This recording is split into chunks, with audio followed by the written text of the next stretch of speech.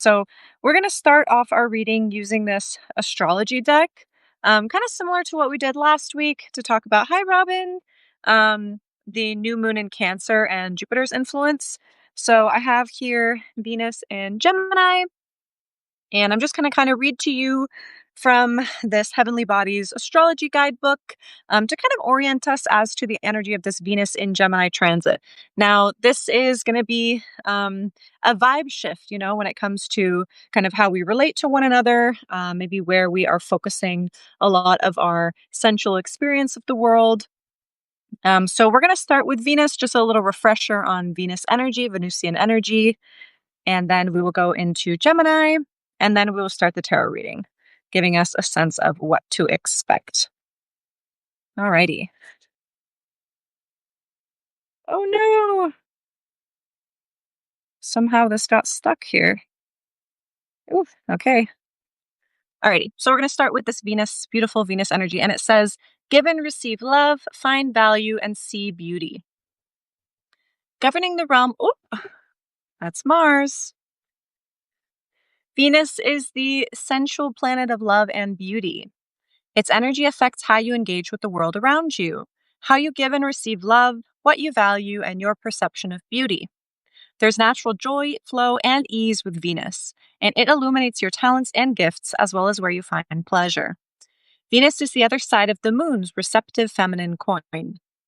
Both reveal your needs in relationships, but Mother Moon is tribal, while Venus is an independent lover, embodied in myth by Aphrodite, a goddess desired by all, but devoted only to self. Similarly, Venus reveals the people and relationships you're drawn to as reflections of your own self-worth. With Venus, you explore self through the mirror of another. So, interesting thing about Venus and Gemini, it's very much like the lover's energy in tarot, but we'll get back to that. But that kind of exploring self through a mirror in another makes me think of that. Keywords associated with this card: self-worth, intimacy, beauty, pleasure, giving and receiving love, what you desire and what you value. Okay, so that is the energy of the planet Venus. Now, Venus has been in her domicile in Taurus.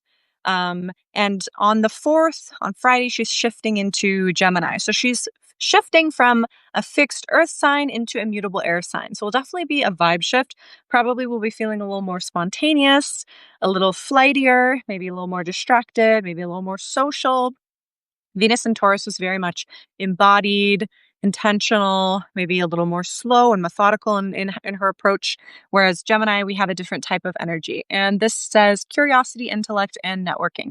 So a little bit on Gemini energy. The idea with these cards and the reason I'm sharing them before we get into the tarot is I think it's just a nice way for us to familiarize ourselves with the planetary archetypes before we see what the tarot is revealing about what this transit will illuminate for us or how to best work with it. Gemini, the butterfly of the zodiac, enjoys learning a little bit about everything. These very light beings prefer the airy realm of ideas to the heaviness of life. Mercury ruled, they are clear channels of information, sharing their findings through strong communication skills. Highly intelligent and insatiably curious, they are brilliant scholars, culture vultures, and conversationalists. Gemini people are active and restless, always seeking new experiences. They can struggle with focused attention, being most comfortable multitasking.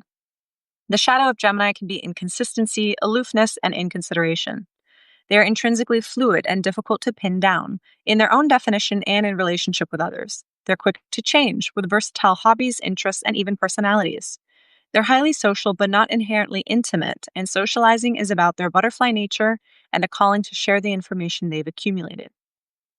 Keywords here we have curiosity, intellect, versatility, quick to move, quick to change, learning, communicating, networking, and socializing. So this Gemini energy is kind of the flavor of Venus that we'll be experiencing through this Venus in Gemini transit starting Friday.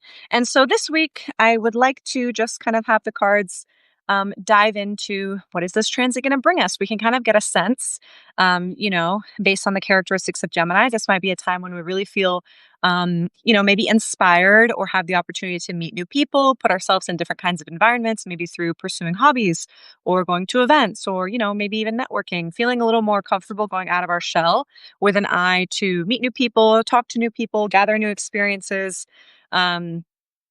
But there's so much more than that, of course, to any Venus transit. I would always encourage you to think about which house is holding Gemini in your natal chart. Venus will be visiting that house, and oftentimes Venus will bring a gift wherever she transits. All right, let's get 3 cards for this Gemini Venus transit. I don't know why I'm so out of breath right now. Okay, we have the Seven of Swords. Interesting. I'm going to pull 3 and then we'll get going. Can I get 2 more cards, please? The Queen of Cups. And we have the Page of Cups. Okay, interesting. So we got some swords and some cups here, some air and some water. So let's start with the Seven of Swords. And we have this cute little rascally fox here. So Seven of Swords is, it's kind of a duplicitous energy. It's an energy maybe of things not being quite what they appear. It is an energy that is associated with, maybe people doing things or saying things in a duplicitous manner, not quite honest, maybe sneaking around.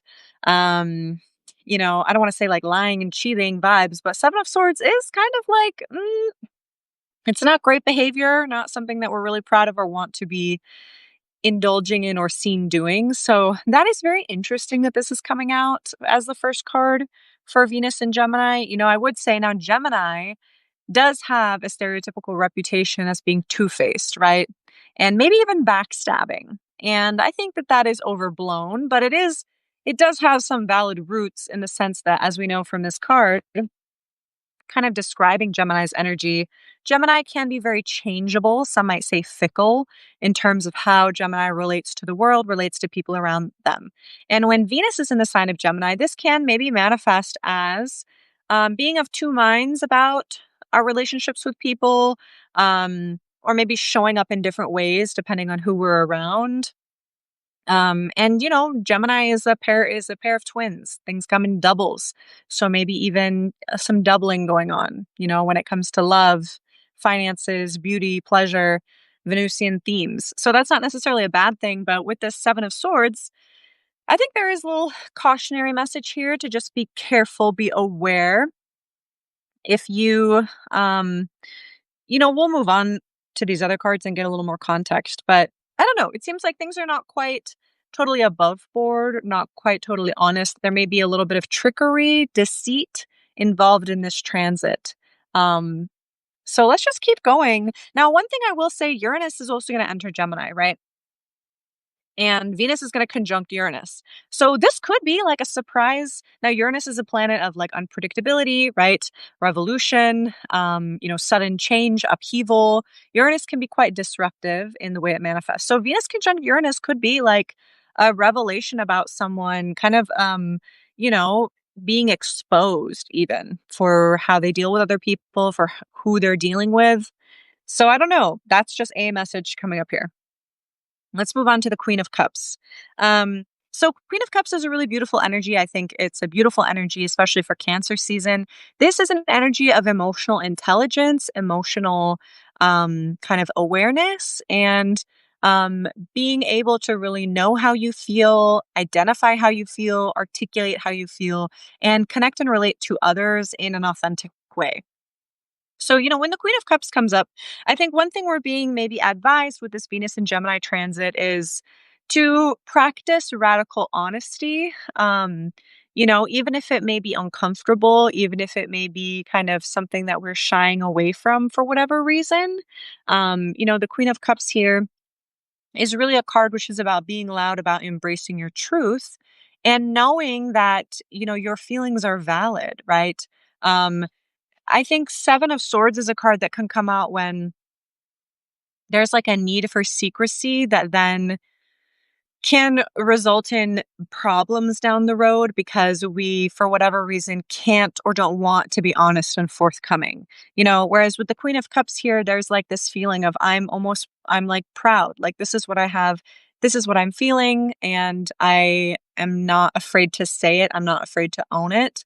Now, Queen of Cups, I will say this is also a really nice energy when it comes to connecting to people on an emotional level, forming deep connections. I think this Venus and Gemini transit will definitely give us an opportunity to deepen relationships with people that we're feeling drawn towards, people that we're feeling, maybe there's like some emotional intensity or emotional depth there in the connection. But on the other hand, I think there is also this potentiality for really deep feelings to not totally be expressed very honestly or clearly, which could lead to a little bit of confusion. Now, it's interesting that we have the Page of Cups here as well. So I kind of feel like this transit, we may be toggling between these two versions of emotional capacity, let's say, which would make sense because it's Gemini, right? So, of course, we have two. There's two options here. This is probably the energy that we're being encouraged to step into that might be a little more in the growth zone, this Queen of Cups energy. But we also do have this Page of Cups. Now, Page of Cups is kind of like if we think about the page versus the queen, they're on opposite ends of the spectrum of mastery. So, Page of Cups can often be like, interfacing with your emotions in a way that doesn't necessarily come naturally to you, having to be a little uncomfortable or step outside of your comfort zone when it comes to recognizing how you feel, engaging with how you feel, communicating how you feel, relating to other people. One other thing I'll say with the queen and the page of cups and cups in general, they have to do with more than just our emotions, especially like our romantic relationships. They also do relate to our dreams, our visions, right? Our spiritual life, the things that are kind of more internal in our worlds. And so this could also be like with the Queen of Cups and the Page of Cups, maybe with this Venus and Gemini transit, kind of toggling between these two experiences of feeling really comfortable with communicating, even like a certain vision, maybe through art, through expressing oneself emotionally or imaginally. And then also maybe being in the other position of feeling a little awkward, trying something on, learning a new way of expressing one's vision or relating to the world or even relating to oneself, with this Page of Cups. Robin says they do seem to be rather opposed to one another. Yeah, and that's very interesting. But again, as I said, with Venus, with Gemini, Gemini is a sign of duality and opposition. There is this like interesting binary quality to Gemini where it kind of reconciles opposites. So I wouldn't say these are total opposites, but they are rather different ends of the spectrum in terms of like the capacity here, the emotional capacity and emotional mastery.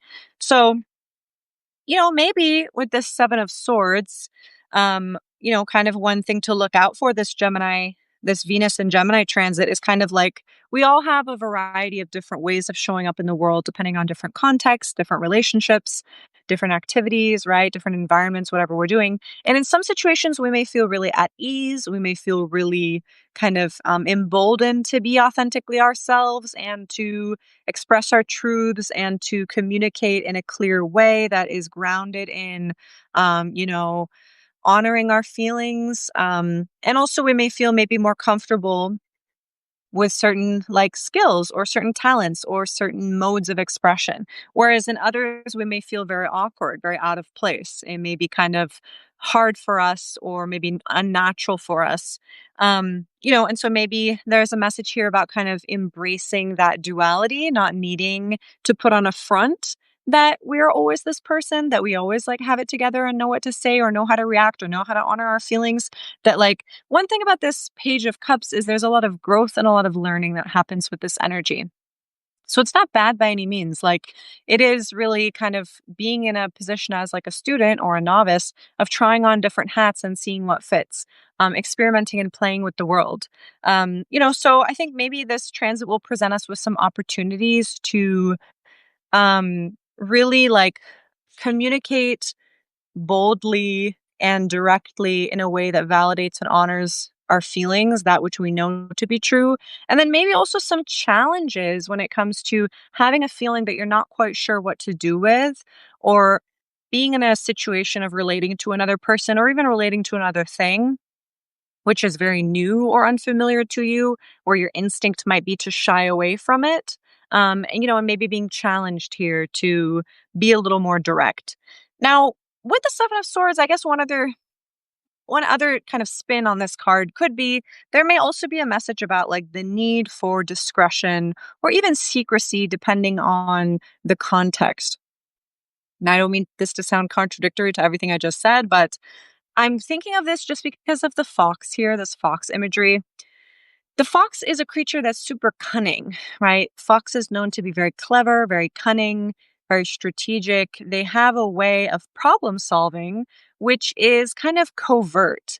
That is something that foxes are known for, that they kind of are like trickster energies and that they may lead you to believe one thing while actively working towards another. So you're not necessarily quite sure what they're doing, what they're up to, where they stand. So the presence of the fox here, like it could be on the one hand to look out for this energy from other people, but it might also be a reminder to you that like sometimes depending on how comfortable you are with the situation, how much capacity you feel you have to engage with and honor your feelings and show up in alignment with those feelings, maybe sometimes less is more when it comes to what you share. Now, thinking about the swords, right? Swords deal with the element of air. This is about our expression, the words that we speak, the thoughts that we think, the stories that we tell.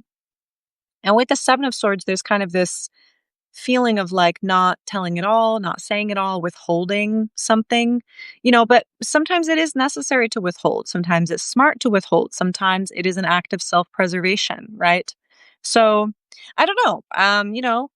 We'll see how this unfolds. I do feel there is kind of like a very contradictory, or not contradictory, but there's like a two sides to how this energy could manifest. It's not necessarily that this is like always bad, right?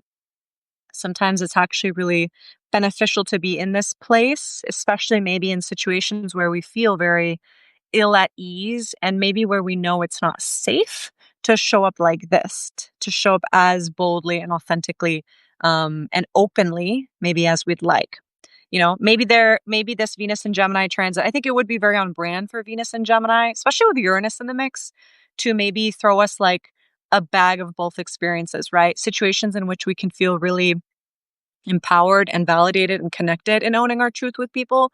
And then maybe also situations in which we learn that sometimes it's not wise to share or to be totally honest or open with other people, right? Depending on the context, that sometimes like this withholding or this strategy in communication, which might be perceived as dishonesty or deception, depending on, who's doing the perceiving, can actually be, beneficial to us. I don't know. Let's go on to the oracle and see what the oracle has to say. If there's any clarity the oracle can shed on this. So I'm going to go, since we have so many cute animals going today, I'm going to move on to this, animal deck.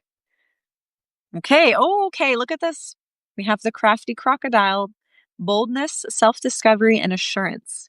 Ancient keeper of wisdom and insight, show me how to dive deep into my feelings. Okay, so we have the crafty crocodile. So I think I said crafty when I was speaking about the fox. Crocodile is another interesting animal, and I would encourage you to think about the fox and the crocodile symbolism.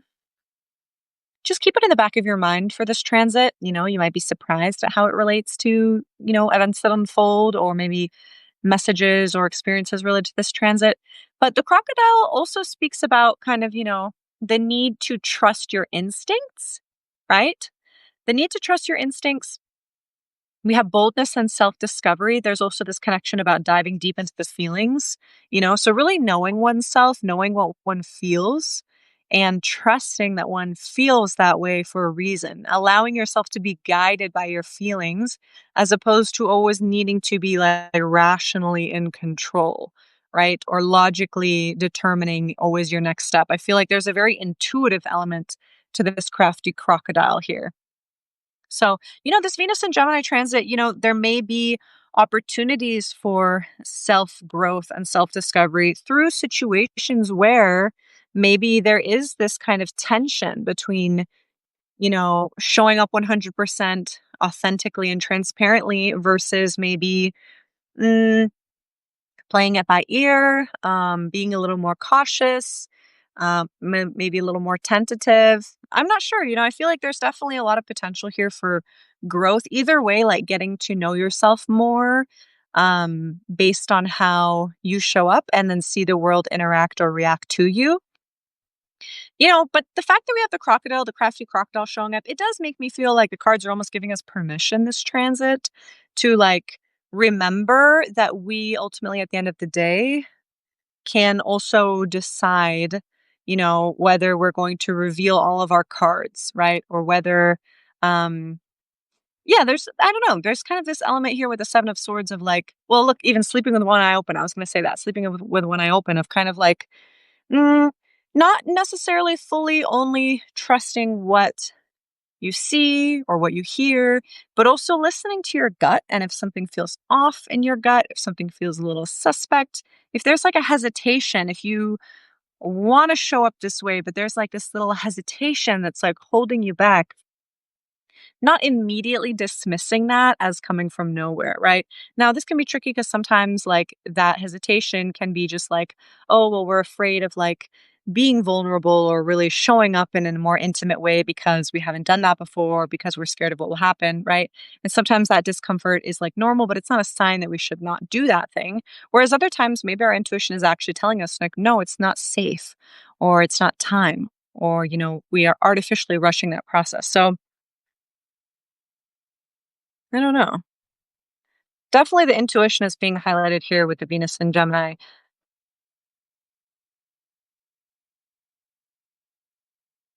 Zebra stone, compassion, root chakra. Okay, so we have the zebra stone, compassion. So this is a card which it makes me think a lot about the way that we relate to the world at large and the way that we relate to ourselves. And again, there's like this range here. I think this Queen of Cups is a very compassionate energy, a very understanding energy, and that she can kind of understand or see other people's perspectives, understand why they might feel the way they feel. That there's kind of like a tolerance and an open mindedness and a compassion that comes from being able to, metaphorically put yourself in another's shoes and, you know, um, see or hypothesize or even understand like their emotional reaction or response, right, from their perspective, which may not be your perspective. And that's not necessarily something that comes naturally to everyone or to anyone. I think that that is definitely like a gift and a skill that can be honed, right? Intentionally and with practice and with time. But oftentimes there are certain situations, certain people, certain times, certain events where like that is not our instinct. Our instinct is not to show up as like, oh, yes, let me try to understand where you're coming from. Depending on who we're dealing with and what's going on, sometimes our instinct can be to show up in a more closed off way, maybe where we're really thinking, well, this is how I feel. So I don't understand why you would act or feel or think differently. Or maybe this is how I feel and I can't even imagine someone feeling otherwise. Like I can't conceptualize that, or it doesn't make sense to me, or I don't think it's right that one could feel another way. Do you get what I'm saying here? I think the compassion card with the zebra stone is kind of asking us, and this is a very Gemini kind of trait, is to be radically curious and to let that curiosity lead us to a place of compassion. When we don't understand something, as opposed to immediately being like on the defense or feeling like, okay, there's something here I don't understand or I don't relate to, so I need to protect myself from it. I need to distance myself from it. I need to defend myself from it. Stepping into this attitude of like, I'm intrigued by this. Like, this is different. This is unexpected. This is unfamiliar. I don't know what to make of this. Um, that kind of is a posture that automatically leads you to more of this compassionate, softer, more open minded energy that is kind of more welcoming here, right? We have almost like this welcoming in to the fold energy of like, you can share in my cup, as opposed to this kind of more defensive posture of like, I have something precious that I want to protect here. And so I'm going to guard it cautiously. Um, Now, the root chakra is being highlighted as well. So, the root chakra, this is at the base of our spine, has a lot to do with our sense of security, our sense of safety, how grounded we feel in the world, safe to show up, right? That our needs are being met. So it makes me think that with this Venus and Gemini transit, there may be like some wounding or some reminders of wounding or some areas of potential conflict or wounding related to like how we express our feelings, how safe we feel to do that, how we deal with um, maybe other people's discomfort in expressing their feelings, maybe with differences in emotional capacity, how we show up, and how we're able to extend compassion or understanding to another person without letting it define or reflect on our own self-worth or our own meaning in relation to that person. Root chakra, right? Like this has a lot to do ultimately with like feeling safe to be seen, feeling safe to exist, and maybe even like a sense of belonging in some way. So, you know, it's interesting. Like compassion is an interesting keyword to associate with this Venus and Gemini transit. And I will just keep that in mind here.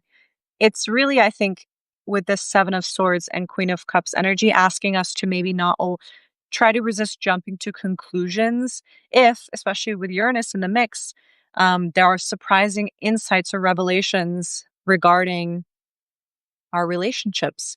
To, maybe not go worst case scenario, to if something really shocks or surprises or us or takes us aback, to again like try to approach it with this attitude of like being able to relate to that person, or maybe I guess what I would say is like a non-judgmental kind of energy.